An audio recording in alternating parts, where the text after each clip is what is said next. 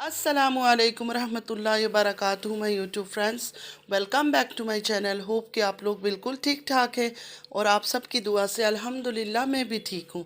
और अल्लाह पाक से यही दुआ है कि आप लोग हमेशा सही सलामत रहे, खुश रहे अपने अपने घरों में, अपनी फैमिली के साथ। आमीन सुम्मा आमीन। नमाज़ पढ़ा कीजिएगा, नमाज हम पर फ़र्ज़ है। तो सबसे पहले मैं आज अपने सब्सक्राइबर्स का, जो पुराने हैं, जो न्यू मुझे सब्सक्राइब कर रहे हैं, सबका दिल से शुक्रिया करना चाहती हूँ कि आप लोग मुझे सब्सक्राइब कर रहे हो, मेरे वीडियोस को वॉच कर रहे हो, मुझे अप्रिशिएट कर रहे हो। अल्लाह आप सबको बहुत बहुत बहुत खुश रखे। और मैं ये बात भी कर दूँ, हो सकता है कभी मैं सलमा के बारे में बात करूं, कभी किसी के बारे में बात करूं। देखे, मैं जो हक और सच है ना, उसी में बात करूंगी। मैं कभी किसी का अंधा सपोर्ट नहीं करूंगी। मैं पहले दिन से आप लोग को बोल रही हूँ। तो उस टाइम पे प्लीज़ आप लोग कभी माइंड नहीं कीजिएगा कि क्यों ऐसी बातें कर रही है, क्योंकि देखे किसी को भी, चाहे वो मैं भी हूँ, अंधा सपोर्ट मत करे। अंधा सपोर्ट क्या होता है ना, वो गलत है। कोई भी इस दुनिया में फरिश्ता नहीं है। मेरे अंदर भी बहुत सारी बुराई हैं। कोई भी बुरा चीज़ों से या गलतियों से खाली नहीं है, क्योंकि हम इंसान हैं, अल्लाह ने हमें इंसान बनाया है। लेकिन हाँ, एहसास हो जाए, हमें एहसास हो जाए कि हमसे गलती हुई है, हम उस गलती को माने, तौबा करें कि दोबारा हम ये सब चीज़ें नहीं करेंगे।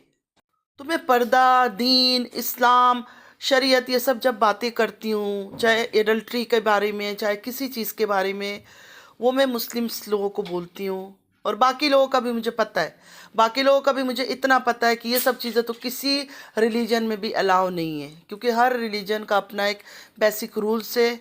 हराम चीज़ हराम है, गंदा चीज़ गंदा है।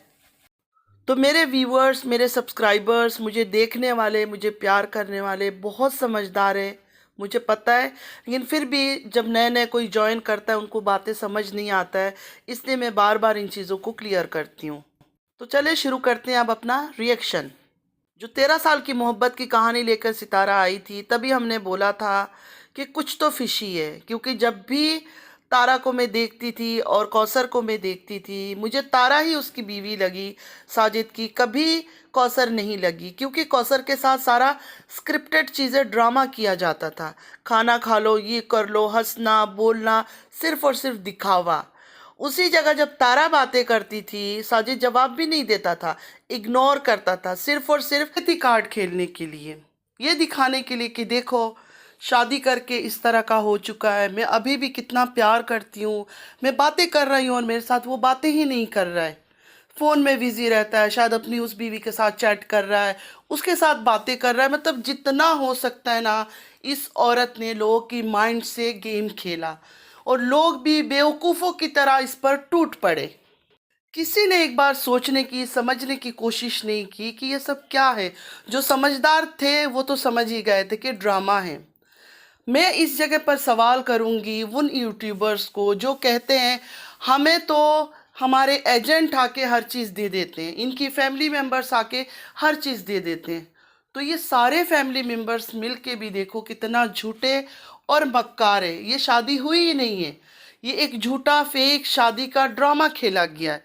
लेकिन उसको सच्चा बताने के लिए कई यूट्यूबर्स जो बोलते थे कि हम तारा के खिलाफ है, लेकिन उन्होंने भी इस चीज़ की गवाही देना शुरू कर दिया कि नहीं, ये शादी हुई है, हमें पता है ये शादी हुई है।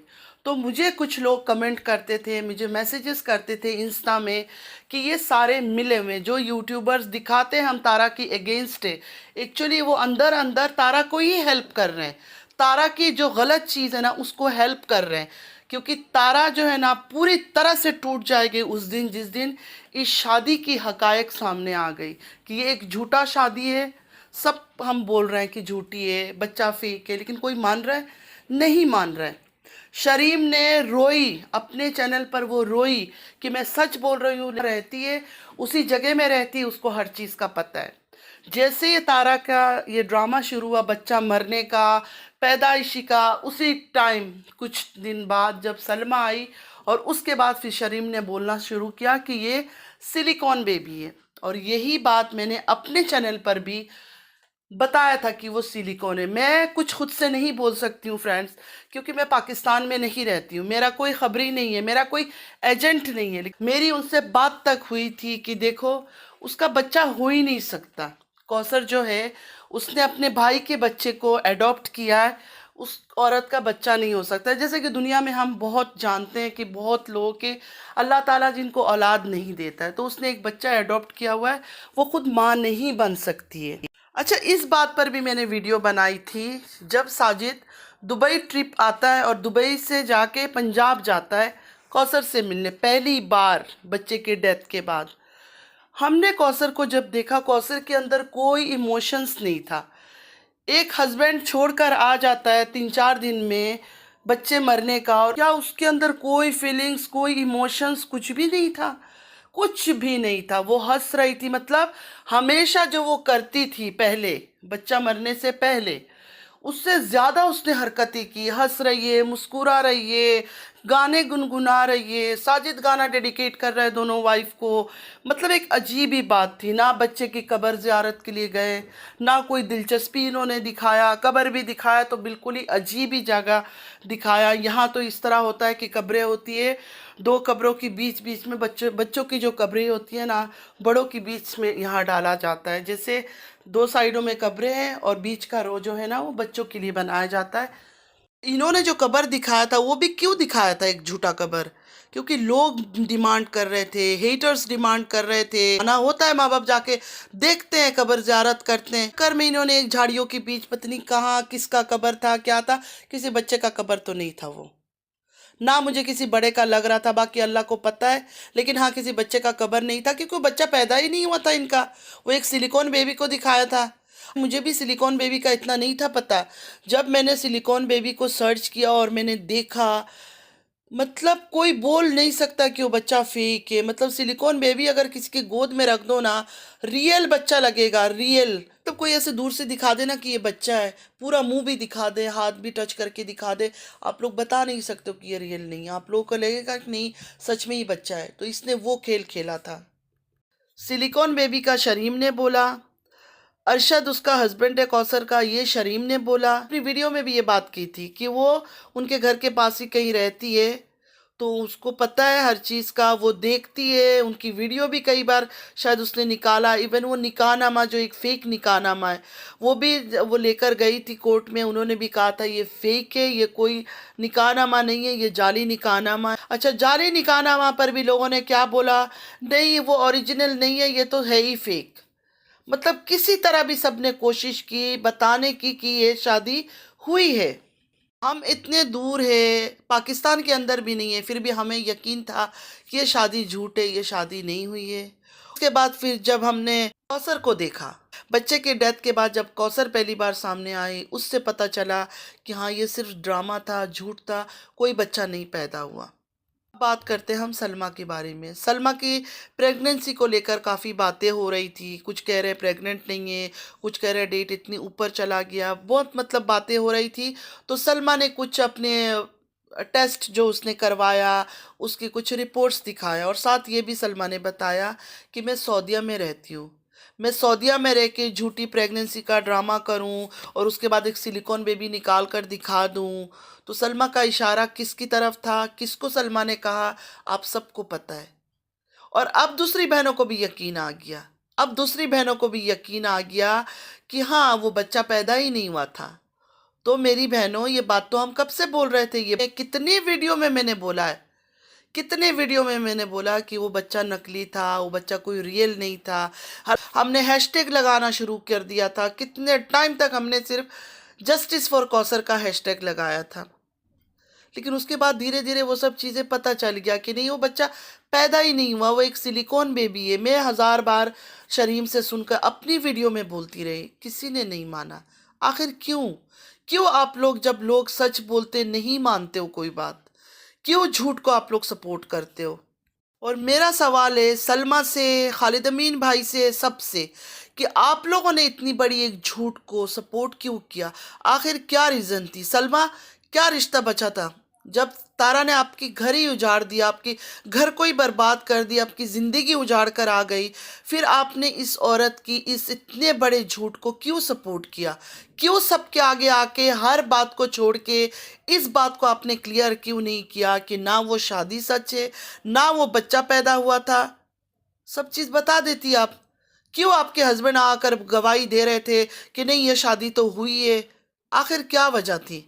अब तो आपको भी जवाब देना होगा, क्योंकि हक और सच का जो एक बात है, जिस चीज़ को फॉलो करके हम चल रहे हैं वो सबके लिए बराबर है।